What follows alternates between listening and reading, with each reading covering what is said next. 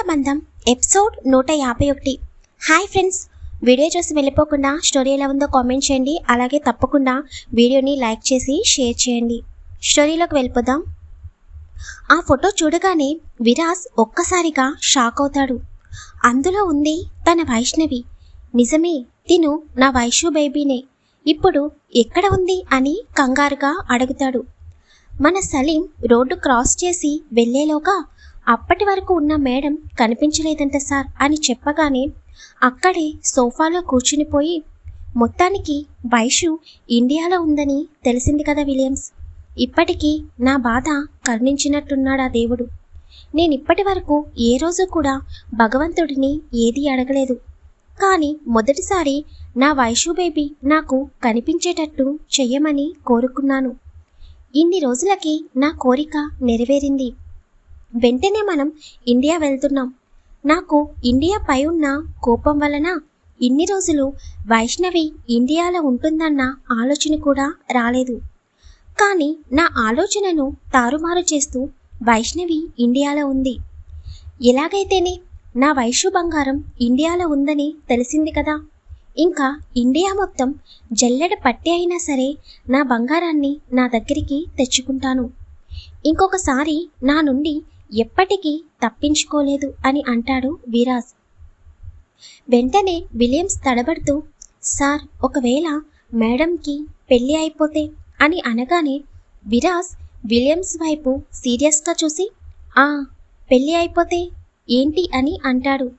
అంటే మేడంకి పెళ్ళి అయిపోతే తన హస్బెండ్ అని అనగానే విరాజ్ వెంటనే విలియమ్స్ దగ్గరికి వచ్చి తన గొంతు పట్టుకుని, ఇంకొకసారి వైషుని వేరే వాళ్ళతో కలిపితే అస్సలు ఊరుకోను. తనకి ఎప్పటికీ నేను మాత్రమే భర్తగా ఉండాలి. ఒకవేళ ముందే ఆ స్థానాన్ని ఎవరైనా తీసుకుంటే నేను నా వైషు గురించి ఏ వృత్తిని అయితే వదిలేశానో మళ్ళీ అదే వైషు గురించి అతనిని చంపేస్తాను అని సీరియస్గా అంటాడు. నా వైషుని నా నుండి దూరం చేసే ఎవరిని కూడా వదిలిపెట్టను. అలాగే నా వైషుకి ఎవరి దగ్గర నుండి ప్రమాదం వచ్చినా కూడా వాళ్ళని వదిలిపెట్టను. నేను ఇప్పటి వరకు కామ్గా ఉంది నా వైషు గురించి మాత్రమే. అలాంటిది వైషుని నాకు దూరం అయిపోతుంది అంటే ఎవరిని వదిలిపెట్టే సమస్య లేదు అని విరాజ్ తన పిడికిలి బిగించి చాలా కోపంగా అంటాడు. విలియమ్స్ వెంటనే విరాజ్కి సారీ చెబుతాడు. ముందు వెళ్ళి చాపర్ రెడీ చెయ్యి. మనం ఈ రోజు నుండి ఇండియాలో ఉంటున్నాం. అలాగే ఇండియాలో ప్రతి స్టేట్కి మన మనుషుల్ని పంపించి వైష్ణవిని వెతకమని చెప్పండి. చాలా సీక్రెట్గా జరగాలి. మనం వెతుకుతున్నట్టు వైష్ణవికి ఎట్టి పరిస్థితుల్లోనూ తెలియకూడదు. తనకి తెలిస్తే మళ్ళీ నా నుండి దూరంగా వేరే చోటికి వెళ్ళిపోతుంది. వైష్ణవి ఇండియా దాటి వస్తే అది నాతో మాత్రమే రావాలి. అర్థమైందా అని సీరియస్గా అంటాడు విరాజ్. విలియమ్స్ ఓకే అని చెప్పి విరాజ్ చెప్పిన పనిని చెయ్యడానికి బయటికి వెళ్ళిపోతాడు. వస్తున్నాను వైషు బేబీ, నీకోసం నిన్ను నాతో పాటు తీసుకువచ్చి నా సామ్రాజ్యం మొత్తాన్ని నీ కాళ్ళ దగ్గర పెడతాను. నువ్వు ఎలా చెప్తే అలా వింటాను అని తనలో తనే వైష్ణవి గుర్తుకు రాగానే నవ్వుకుంటూ ఉంటాడు విరాజ్.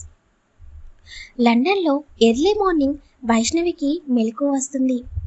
నెమ్మదిగా కళ్ళు తెరిచి చూస్తుంది. తనని గట్టిగా పడుకుని విక్రమ్ వైపు కొన్ని క్షణాలు అలాగే చూసి నెమ్మదిగా విక్రమ్ చేతులని విడిపించుకొని వాష్రూంలోకి వెళ్ళి స్నానం చేసి రెడీ అయి వస్తుంది. అప్పటికి కూడా విక్రమ్ నిద్రలేవడు.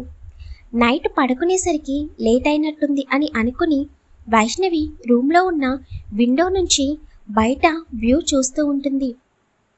తన మనసుకి చాలా సంతోషంగా అనిపిస్తుంది. తను ఎప్పుడూ కూడా తన భర్తతో ఇలాగే సంతోషంగా ఉంటుందా అనే ఆలోచన వైష్ణవి మనసులోకి వస్తుంది. ఒక్కసారిగా విరాజ్ గుర్తుకు రాగానే వైష్ణవికి భయం వేస్తుంది. లేదు, ఎట్టి పరిస్థితుల్లోనూ విరాజ్కి నేను ఉన్న ప్లేస్ తెలియకూడదు. ప్లీజ్ భగవంతుడా, నేను విక్రమ్ గారు ఎప్పుడు సంతోషంగా ఉండేటట్టు చూడవా. నేనెప్పుడు ఏమీ కోరుకోలేదు. నా తల్లిదండ్రులను నాకు దూరం చేశావు. నా అన్నయ్యను ఆ విరాజ్ దగ్గర బానిసని చేశావు. కానీ ఆ విరాజ్ దగ్గర నుండి అన్నయ్యని ఎలా విడిపించాలో అర్థం కావడం లేదు. ఇప్పుడు విక్రమ్ గారు కూడా నాకు దూరమైతే నేను భరించలేను. ప్లీజ్ నా విక్కీ నేను ఎప్పుడు సంతోషంగా ఉండేటట్టు దీవించు తండ్రి అని తనలో తనే అనుకుంటూ ఉండగా ఇంతలో తనని 2 చేతులు బలంగా చుట్టుకుంటాయి. ఆ స్పర్శ ఎవరిదో తెలుసు కాబట్టి వైష్ణవి కూడా విక్రమ్ చేతులపై తన చేతులను వేసి అలాగే తన తలని వెనక్కి వాలి కళ్ళు మూసుకుంటుంది. విక్రమ్ వైష్ణవి చెవిలో ఏమైంది, అంత దీర్ఘాలోచనలో ఉన్నావు, నేను లేచి వచ్చింది కూడా గమనించుకోలేదు అని అంటాడు.